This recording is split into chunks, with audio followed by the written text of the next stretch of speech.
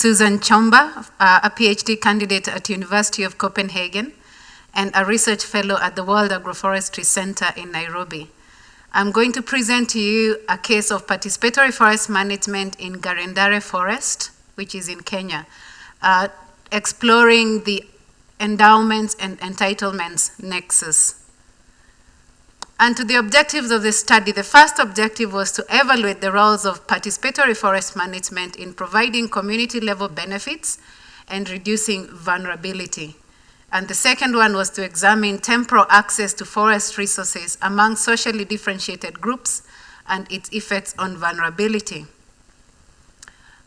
Briefly, I'll highlight the theoretical framework to give a connection between the data collected and the results. So basically, PFM is premised and widely supported on the basis of three main objectives. The first one is improving rural livelihoods. The second one, enhancing forest conservation. And the third one, contributing to better resource governance. So these three goals are critical pillars for reducing rural vulnerability. And grammatically, you can see endowments constitute initial resources such as land and forest, which are then utilized by socially differentiated actors to provide different claims such as food, firewood, water, grazing, and ecotourism, which again produce socially differentiated actors, which produce either people's vulnerability, reduce or increase people's vulnerability. And so PFM as an intervention comes in where resources such as forests are being used and and then producing either vulnerability, reducing or increasing vulnerability of socially differentiated actors. But I'd also like to acknowledge other institutions, such as historical evolution of other laws, such as land and tenure laws. And to my case study, I concentrated on a Garendare forest, which is actually located on north central Kenya, here on this map. And the forest is about 5,000 hectares, surrounded by big ranches, which started as cattle ranches but have now moved to wildlife conservation and ecotourism, such as Borana, Lewa. And down here is a large-scale farm called Kisima Farm, which is mainly wheat growing and other large-scale farming. But around the forest, you can see 6 villages of intensive settlements where you have the small-scale holders residing and cultivating an average of about 1.2 hectares, but utilizing the forest. So the interdependence of these large-scale farms and conservancies and the small holders around here on the forest is what I'll be concentrating on. The characteristics of the site was basically selected because of its clear dependence of forest by socially differentiated actors.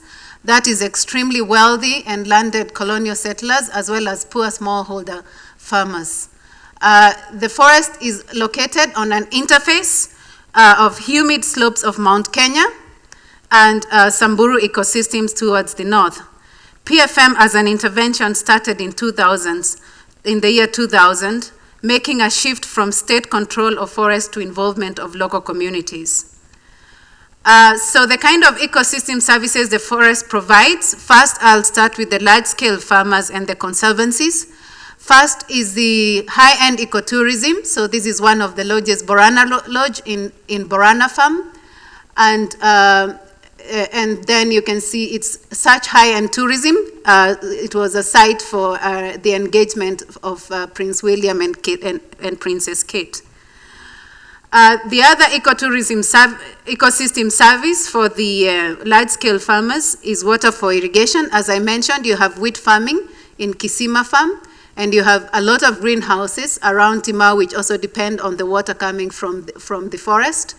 And the other one is wildlife conservation, which is very much related to the wildlife conservancies and ecotourism. And for the small-scale farmers, you have firewood collection and grazing in the forest, because the farms are too small, as I indicated, about 1.2 hectares on average. It's not enough for grazing the livestock within the farms, so they use the forest for grazing, as well as intensive irrigation of the small fields. And sometimes, since the beginning of PFM, there has been ecotourism activities with the revenue collected by the communities for community development. So what has been the outcomes? So I'll start with the community level dynamics, in which I investigated what kind of benefits have resulted at the community level since PFM. And basically, the interviews and the surveys and interview data indicated really there was not much change at the household level, because the dependence on the forest for livestock grazing and for water provision and for firewood collection at the household level remained the same. But what was actually a change is that after PFM, that's participatory forest management, the community started collecting revenues from 2010, which is the bars with the lines.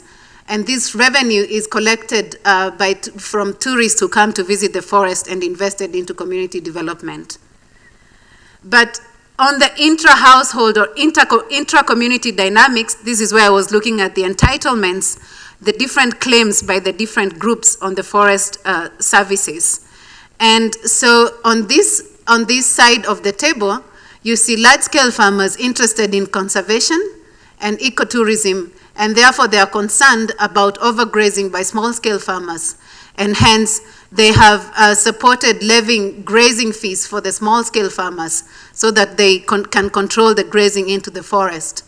And secondly, the large volumes of water required for irrigation, especially the big farms like Kisima and other greenhouses around, greenhouses around, you find also that the water required there is a lot.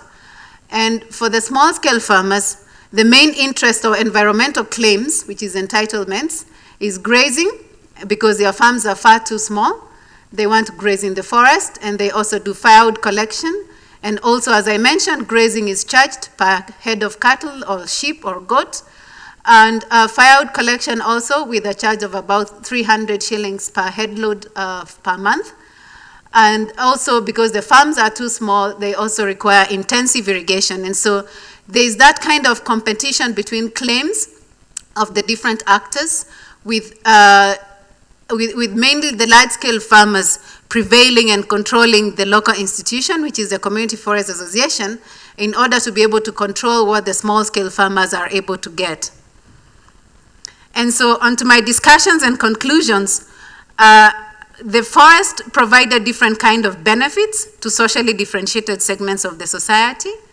And the second discussion is that PFM introduced minor benefits at the community level through ecotourism, but household benefits did not change, again as shown in the results. And competition over environmental entitlements by socially differentiated groups challenged the realization of benefits, particularly for the less endowed segments of the society. And so the conclusions, including policy interventions such as PFM, should therefore recognize the differential endowments and entitlement claims in order to overcome inequity and biased access to forest benefits. And also, in order to reduce vulnerability, policy interventions like PFM must be accompanied by addressing of structural causes of inequality, such as the very skewed distribution of tenure, which you've seen in this case, some households having as much as 10,000 hectares and others having only 1.2 hectares. So thank you very much.